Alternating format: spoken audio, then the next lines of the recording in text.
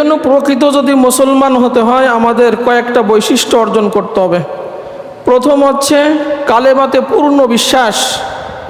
আমরা যে কালেমা পড়ি এই কালেমাতে পূর্ণ বিশ্বাস স্থাপন করতে হবে যে আল্লাহ রাব্বুল আলামিন ছাড়া কোনো মাবুদ নাই। আল্লাহ রাব্বুল আলামিনের পক্ষ থেকে দুনিয়াতে আসছি, আবার আল্লাহ রাব্বুল আলামিনের কাছে আমাদেরকে ফিরে যেতে হবে। হাসর, মিজান, পুলসিরাত, জান্নাত, জাহান্নাম, আল্লাহ রাব্বুল আলামিন স্রষ্টা একজন আসে, এই পূর্ণ আস্থা আমাদের রাখতে হবে।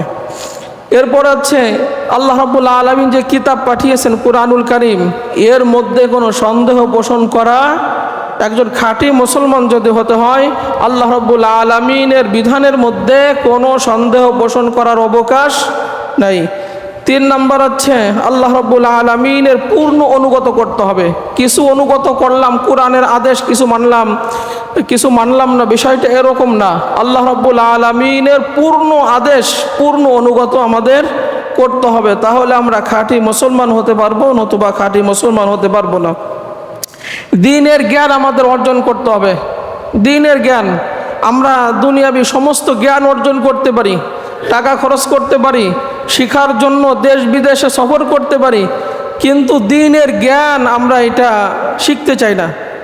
আমরা দ্বীনের জ্ঞান যদি ফ্রিতেও মানুষকে শিখাই, এটা মানুষ শিখতে চায় না। সাধারণ আমরা মসজিদের কথা বলি, আমরা মসজিদে ইশার পরে আমরা শিখাতে চাই, কিন্তু মানুষ যা বসে তার থেকে আরও কমে। মানুষ এটা শিখা তো দূরের কথা, যে কয়জন ছিল তার অধিকাংশই কমে গেছে, 2-5 জন আছে।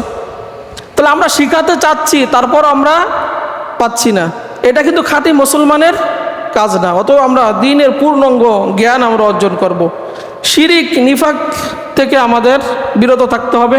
শিরিকমূলক যে কাজ, নিফাকমূলক যে কাজ, এইগুলো আমাদের বর্জন করতে হবে। 6 নম্বর হচ্ছে অন্ধ বিশ্বাস করা যাবে না। অন্ধ বিশ্বাস করা যাবে না, অন্ধ অনুসরণ করা যাবে না যে বাপ দাদারা যা করে আসছে আমরা এটা করব। আমাদের সামনে কোরআন আছে, হাদিস আছে, যেইটা আমাদের নির্দেশনা দেয় সেইটা মেনে আমাদের জীবনযাপন করতে হবে। 7 নম্বর হচ্ছে খাঁটি মুসলমান হতে গেলে নবীর পূর্ণ অঙ্গ অনুসরণ করতে হবে।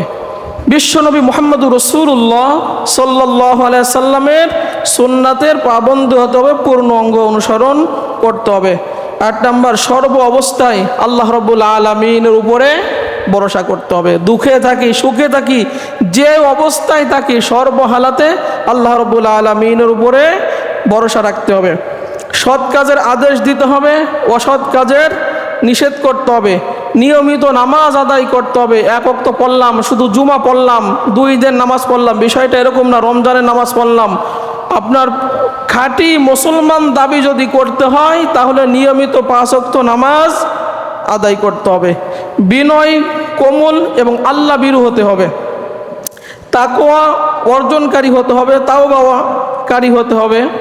এরপরে লজ্জা স্থানে হেফাজত করতে হবে, জিহাদকারী হতে হবে, ওয়াদা দিলে সে ওয়াদা রক্ষা করতে হবে, দানশীল ব্যক্তি হতে হবে, আমানত রক্ষা করতে হবে, ধৈর্যশীল হতে হবে। এরপরে 19 নম্বর হচ্ছে নিজের হাত এবং জবান থেকে অপর মানুষ যাতে নিরাপদ থাকে এটা নিশ্চিত করতে হবে। কারণ নবীজি বলেন আল মুসলিমু মান সালিম আল মুসলিমুনা মিন লিসানিহি ওয়া ইয়াদিহি। খাঁটি মুসলমান ওই ব্যক্তি যার হাত এবং যার জবান থেকে অপর ব্যক্তি কি থাকে, নিরাপদ থাকে। আমার হাত, আমার জবান থেকে যদি অপর ব্যক্তি নিরাপদ না থাকে তাহলে আমরা খাঁটি মুসলমান দাবি করতে পারবো না। আর আল্লাহ রাব্বুল আলামিন বলেন খাঁটি মুসলমান না হয়ে কবরে আসো না, কবরে রাখার সাথে সাথে তোমাকে কবর এমনভাবে চাপ দেবে যে 1 পাঁজরের হাড্ডি আর 1 পাঁজরের ভিতরে ঢুকে যাবে। এজন্য এই দিকে আমরা লক্ষ্য রাখবো। এরপর আমরা যেটা বলবো, আল্লাহ রাব্বুল আলামিন আমাদেরকে বলেন সূরা আল ইমরানের পরের আয়াতে,